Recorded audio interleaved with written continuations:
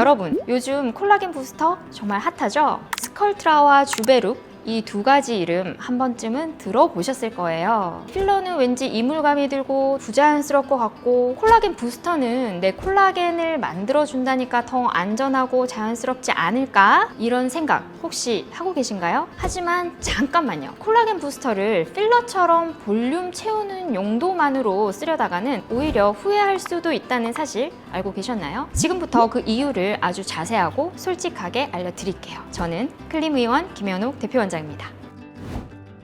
요즘은 콜라겐 부스터 전성기입니다. 그 중에서 가장 대표적인 제품 두 가지가 바로 스컬트라와 주베룩인데요. 각각 PLLA, PDLLA라는 물질을 주입해서 콜라겐 합성을 유도해 탄력 개선, 주름 완화, 피부 두께 증가 등의 효과가 생기는데요. 이러한 여러 효과들 중에서 주베룩과 스컬트라와 같은 콜라겐 부스터를 가장 많이 사용하는 목적은 바로 필러 대용으로 얼굴의 꺼진 부분의 볼륨을 채우기 위해서 사용되는 겁니다. 왜 필러 대신 콜라겐 부스터를 쓰려고 할까? 많은 분들이 필러에 대해서 이물질을 넣는 것 같아서 싫어요. 얼굴이 부자연스럽게 변할까 봐 걱정이 돼요. 혹시 합병증이 생기면 어쩌죠? 이런 우려를 하시다 보니 좀 더 자연스러워 보이는 콜라겐 부스터를 찾게 되는데요. 하지만 중요한 포인트가 있습니다. 콜라겐으로 진짜 볼륨을 제대로 채울 수 있을까? 콜라겐이 만들어내는 볼륨은 어떤 걸까요? 콜라겐이 점점 생기면 피부가 단단해지고 잔주름이 좋아지고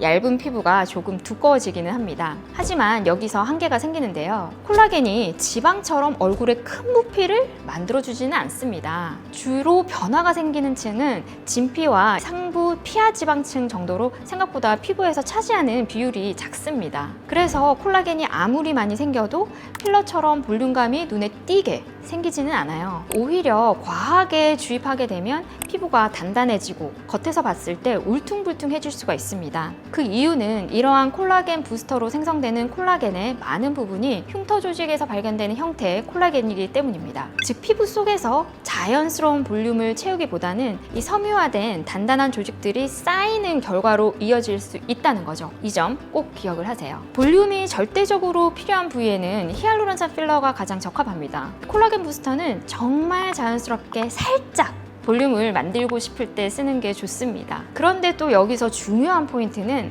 환자가 원하는 살짝만 채워주세요 라는 표현이 의학적으로는 꽤 많은 볼륨이 필요한 경우가 많다는 점입니다. 그래서 처음에는 2, 3회 받고 좀 차오르기는 했지만 아직 뭔가 부족한데 하면서 또 추가 시술을 받고 하다 보면은 결국에는 피부가 단단해지고 부자연스럽게 되는 결과가 생기게 됩니다. 히알루론산 필러는 1cc 주입하면 이만큼의 볼륨이 생긴다는 기준이 어느 정도 있어요. 하지만 콜라겐 부스터는 수화 방식이나 희석 농도, 시술 부위 모두 병원마다 다릅니다. 즉 시술하는 의사의 경험과 감각이 절대적으로 중요하다는 거죠. 게다가 이 효과가 즉각적으로 나타나는 것이 아니고 콜라겐 생성까지 최대 3개월 정도가 걸리기 때문에 결과를 예측하거나 조절하기가 어렵습니다. 그래서 제안드리는 것은 콜라겐 부스터를 볼륨 채우는 목적으로 시술을 하실 때는 반드시 한 병원, 한 의사에게 지속적으로 시술을 받으셔야 됩니다. 왜냐하면 처음에 몇 cc를 어느 정도 농도를 넣었는지, 또 이 사람의 최초의 피부 상태가 어땠는지, 피부가 어떻게 반응을 했는지 그걸 정확하게 아는 사람만이 다음 치료 계획을 정확하게 세울 수 있기 때문입니다. 예를 들면 저는 한두 번 정도만 시술을 하고 다음 치료 시에 피부를 촉진하거나 아니면 캐뉼라를 넣어보면서 이 사람 여기에 더 넣어도 볼륨 더 이상 안 생기겠다 이런 판단이 서면 거기서 시술을 중단을 하거나 솔직하게 필요한 추가적인 볼륨은 필러로 채우자고 말씀을 드립니다. 정리하자면 콜라겐 부스터는 히알루론산 필러를 완전히 대체할 수는 없습니다. 살짝 자연스러운 볼륨을 원할 때는 오케이. 하지만 절대적인 볼륨을 원할 때는 필러가 적합합니다. 볼륨 채우는 목적으로 시술할 때 시술 횟수는 한 달 간격으로 진행하는 경우 많아야 2회 정도로 제한하는 것을 추천드립니다. 반드시 오랜 기간 콜라겐 부스터를 사용을 해왔고 경험이 많은 숙련된 의료진에게 시술을 받아야 됩니다. 가능하면 한 명의 의료진에게